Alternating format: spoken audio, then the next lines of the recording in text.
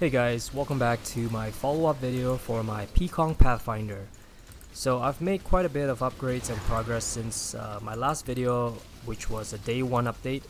And here, as you can see, we're running a Phoenix map, and I'll talk over it while you watch the clip.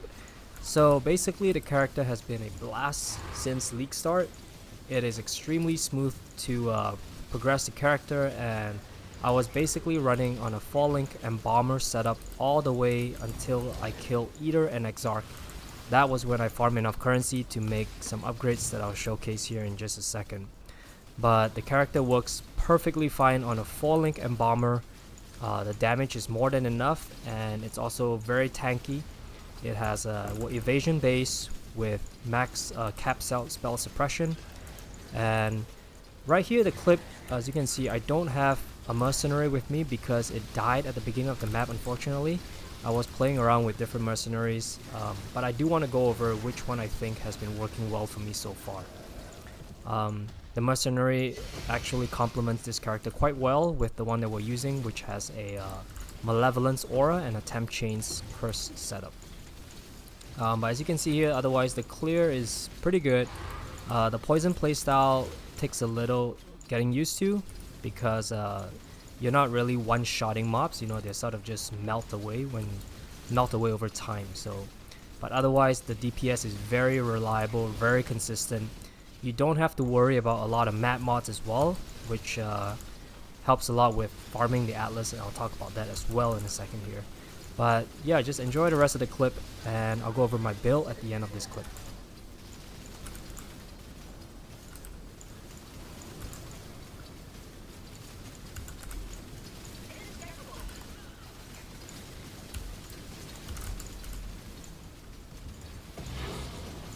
Alright, so I'm gonna jump right in. I'm gonna start out with going over the character items, passive tree, all that good stuff.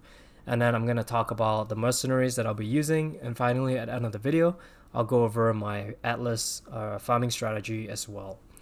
So to begin, the character's level 90, resistance is a cap suppression. We are at about 17,000 or 30,000 evasion with the Jade Flask up. So we're pretty tanky, and a lot of our defenses actually come from our mercenary as well, so I'll go over that in a second here. As for items, again, we were running an Embomber up to killing Eater and Exarch. I used this to kill both of them basically and got my 2 stones there, so extremely powerful and very comfortable playstyle. And it wasn't until a couple hours ago where I finally upgraded to a Corrupted Dendrobate. So this is very powerful. It's a huge DPS increase for us because of the +2 AO socketed projectile gems, which basically buffs our PCONC quite a lot. Now for the items here, again, the helm is just int accuracy. Accuracy is very important because you want to make sure that your chance to hit is 100%. Anything lower than that, you're basically missing out on damage because PCONC has a lot of bounces, and whenever your accuracy is not capped, you're missing bounces, and whenever you miss a bounce, you're missing the poison chance from it. The next item here is a Fury Valve, which is very powerful as well. It adds 2 projectiles to your build, and just extremely good. Leapers is good because of the increased duration of ailments. Max life is nice. And then Shared Suffering is also really powerful. If you're not aware of what that is, basically whenever you get an ailment inflicted on you, like Frozen, Shock, Ignite, whatever, Shared Suffering allows your attacks to inflict that particular ailment onto the enemy, and it removes it from you. So for instance, if you are shocked, now your attacks will basically inflict shock on the enemy. And when you inflict the shock on your enemy, you will remove the shock from yourself. So it's very powerful, but more importantly, it's the duration of ailments here that we'll really care about, because that's a huge boost to our DPS. Dendrobate, I talked about it, basically very powerful. Make sure to get a high roll, increase damage with poison, and you want to make sure that you have enough attributes to get both bonuses here. So I wouldn't prioritize this until you have the attributes requirements satisfied from your rings and so forth. Gloves here is basically, I found this from a Mercenary, I believe, has nice suppression, life, resistances. Belt is basically, I've been using this since the campaign, life, strength, resistances, and same thing with my boots since the campaign, where chaos resistance, life, movement speed. And then flask, very important, do not overlook this, especially if you're playing PCONC. You want to get as high of a recovery as possible. This will be my next upgrade. I'll probably get a 30 quality flask and try to get above 5,000 life recovery for my next upgrade. And then flask here is basically a jade flask with evasion, silver flask for onslaught and then reduce curse effect, and finally quicksilver for the zoomies. Alright, so that is for the gear. Passive tree looks pretty much the same. We are grabbing suppression here, and then poison deals damage faster. The first one, where poison inflicts 300% increased damage, is not as important anymore when you switch to PCONC of bouncing, because you are dealing a lot of poison stack. It's not about the single stack, but more of you're dealing a lot of stacks of poison. So only your first stack gets to 300%, everything else does not. So that's why this first line is not as efficient. And then here, this sword mastery gives you frenzy when you're hitting a boss. Very important to grab this. This is also very powerful defensively because you're always poisoning your enemies, and then poison enemies will not deal crit. So very, very powerful. Basically, you are crit immune with this node here. Make sure to grab 15% life once you switch over to Dentrobate. Before that, I got the plus 30 flat life. Accuracy, again, very, very overlooked stat. Make sure you are capped on your accuracy. So I'm grabbing accuracy here and here. This is for mana reservation to run Flesh and Stone, Grace, and Haste. And then here, same thing. Now this attack mastery where monsters cannot block your attacks is very powerful, especially when you're running Expedition. And that is my Atlas farming strategy, which I'll go over here. This is good for chaining, for your PCONC bouncing, and then the rest is just instant leech here, accuracy, and life. So that is the passive tree. Gem links again is PCONC bouncing, GMP, Greater Volley, Unbound, Ailments, Awaken Void Manip, and Vicious Projectiles. Here I have Momentum to faster attack, Shield Charge, Enduring Cry, Despair, and Plague Bearer. Here I have Grace, Haste, Flesh and Stone, Frost Blink, Blood Rage. So those are the gem links. Now for the Mercenary, I'm still exploring which is best for me, but I picked this guy up with a touch at level 72, which is about like yellow maps when I kind of came across him. And I've been using him since then. I think it's the most powerful one. It's also an infamous Mercenary. But basically it gives me Temp Chains and also Malevolence. So these two is really why I'm using him for. Malevolence gives me a huge damage increase, and Temp Change basically buffs my poison as well. Now, what I'm unsure about, and correct me if I'm wrong in the comment section below, is that the curse limit is not shared between you and your Mercenary. So my Mercenary is able to inflict Temp Chains on the enemy, and I'm able to inflict Despair on the enemy separately. So we don't need extra curse limit for that. I might be wrong. I'm still trying to confirm that, but if you know the answer, please let me know in the comment section below. But to be safe, I'm running a Deodris Damning Ring on my Mercenary to give him an extra curse. So hopefully, if my theory is incorrect, this would basically allow my Mercenary to apply the additional curse, which is Temp Change in this case, to the enemy when it already has Despair on it. That is my theory. So very powerful. And again, the items that I'm using here is Leer Cast for the 50% increased damage. Dying Breath gives you increased curse effect and also 18% more damage. Very powerful. The ring, I talked about it. The amulet, these ones here, I basically just slap on some resist, chaos rest, armor, give my Mercenary some life, resistances. Asenath is really nice because basically you get a free explosion. Enough said there. Calm's Binding is probably the most expensive piece here. I bought it for 50C. but it's a huge defensive option because nearby enemies convert 25% of fizz to fire. You're basically mitigating about 20% of physical damage from this item here. Very powerful. And then finally, just a pair of boots with life and resistances.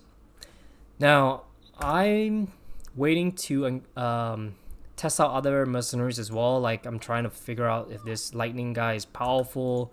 And then this one here has despair and envy as well, but it wasn't too good because it's not an infamous mercenary. So I'm still exploring it. But one thing that I want to share is, and it's also part of my Atlas farming strategy, which I'll talk about here. This is what it looks like. So we beeline all the way up to grab Unwavering Vision. And once we grab that, we started filling out these map nodes here, because at the start of the league start, we're basically shooting for full Atlas completion, which I'm at 90 right now. So once we got all that, the next thing we grabbed was shrines. So these shrine nodes here, and then these shrine nodes here. Shrines are extremely powerful because, number one, it makes your mapping experience a lot better, especially if you're gear limited. Number two, the shrine buffs are shared with your mercenaries. So your mercenaries become extremely powerful as well. So it's a win-win to grab. And in my opinion, if you're league starting, I would definitely grab shrines because they just make your mapping experience so much better. And they compensate for the lack of gear that you have. And then once we're done with shrines, we went into expedition with the extreme archaeology for one big boom. I grabbed some notes down here for expedition chance, expedition notes here, and then finally we are focusing on Tuhun and Rog. I've made quite a bit of currency from crafting with Rog and selling the items, and then Tuhun is obviously just giving you chaos. I haven't found a divine yet, but you get the idea. Now, expedition is very effective on this build because, again, of this attack mastery here, monster can block your attacks. So basically, we place down a big boom. We don't even read the mods, and we explode it. There's only one mod that we cannot run, and that is Chaos Immunity. Everything else is good, and that's why this makes expedition so easy and so satisfying, because when you do a big boom, all the mobs spawn at once, and then you have your poison proliferation from your ascendancy, you have temp chains explodes from the Asenath, and everything just dies really quickly, really fast. You get a bunch of currency, you get done with the league mechanic super fast. So expedition is great for this character. I would highly recommend it as a starting farming strategy. What was the other thing I wanted to go over? Yes, so once we fill out expedition, the next thing that I decided to go into, and this is completely up to you at this point, is I decided to go into Beyond, because I was looking at Tainted Orb of Fusings, and they were going for about 80 chaos when I was trying to craft my chests. And basically, we found 2 so far since farming Beyond, and it's extremely profitable to do it, in my opinion, as long as your character can handle the Beyond content. So that is the last league mechanic that we're going into. Now, my next path is to fill out this destructive play here to basically run Maven and then farm some Guardians, and then I'll talk about my next Atlas tree in a following follow-up video. And then Beyond notes down here as well. Okay, so that is my Atlas farming strategy, and as you can see here, we found quite a bit of divines. Actually, 10 divines were from selling a sword, a fractured sword that I picked up off Expedition. I'll link a clip here. This sword is basically a 900 physical DPS sword. I was really lucky to find it during Expedition. I sold it. But we also picked up a couple divines from mercenaries here and there, and were able to upgrade our chests. So there's that. Now, one last thing that I want to go over is getting a corrupted Dendrobate. So there are many ways to do this. I've explored a few of them. And finally, I decided to basically just purchase a corrupted Dendrobate with the mod that you want, which is either socketed projectile or socketed AoE. It does not have to be socketed or linked. What you do is you basically buy these Tainted Jeweler's Orb, which goes for about 3 chaos each, and 6 socket your item. Now don't forget that you can use your crafting bench for the socket. So make sure you use this to get 4 sockets on it first, and then once you have 4 sockets on there, you would use the tainted jeweler's orb to either add the 5th and then the 6th socket on there. And once you have that, you want to go back to your crafting bench and then craft 4 link on it, which will cost you 5 fusings and 5 Val orbs. And once you have your 4 links on there, you want to use Tainted Orb of Fusing to hopefully add the 5th link and finally the 6th link. Now keep that in mind, it's a 50-50 chance. I think I spent about 4 Orb of Fusings to finally 6 link it. You might be luckier than me, you might be more unlucky. Keep in mind there's some luck to this. Now if you don't want to gamble, the other option is to use Mythic Orbs, where you basically pick up a bunch of Sentinel Jackets and then you corrupt them and hopefully get the mod that you want, either projectile or AoE. And then once you have that, you would slap a Mythic Orb on it, which has a 50% chance of turning it into a Dendrobait. So you're going to get a Dendrobait with the corrupted mod that you want from that. And then what you can do at this point is to go through the same thing I did. Now what I would recommend if you were to do this is to pick up a 6 socket and at least a 5 link Sentinel Jacket like I have here, and then do the whole Mythic Orb thing. And that way you don't have to waste Jeweler's Orb, and you only need to gamble 1 Orb of Fusing on it to get the 6th link. I hope that makes sense. I know I'm rambling a lot here, but that's another way to farm it. Or simply you can buy it off trade. I think something like this goes for about 7 to 9 divines currently. Alright, so that is my ramble for this video. Hopefully that was useful. I'm going to showcase a quick map here in a second. So we're gonna run this map.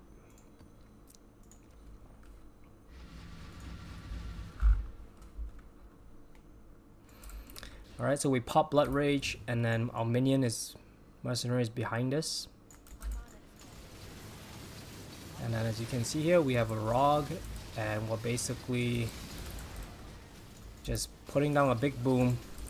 Check the mods real quick, no chaos immunity, detonate it. Alright, so I died there. That's really unfortunate. That's the reality of POE sometimes. You just get blown up like that.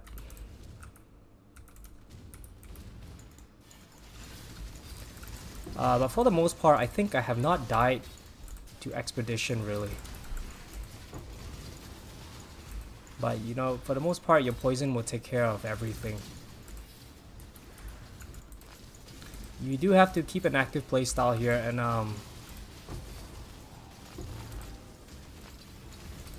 okay, so Beyond adds a significant layer of difficulty to your maps. I gotta say that. Like, it is profitable, but it's also extremely rippy. So keep that in mind. Why is this guy healing? That's insane. Okay, there we go. So that's done. We're gonna move on. I'm not gonna bore you with these trash mobs. We're gonna run straight to the boss.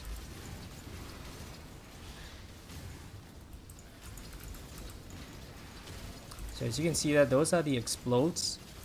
They're quite nice.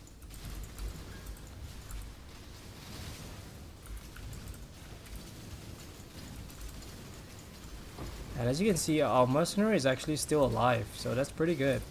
It's holding up.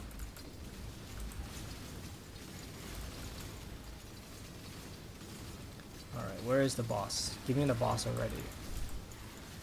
Alright, there it is. So that's the boss right there. We're gonna do Enduring Cry real quick, get some endurance charges. And you see the dot damages. Alright, Maven just healed it. Fuck that. And that's it.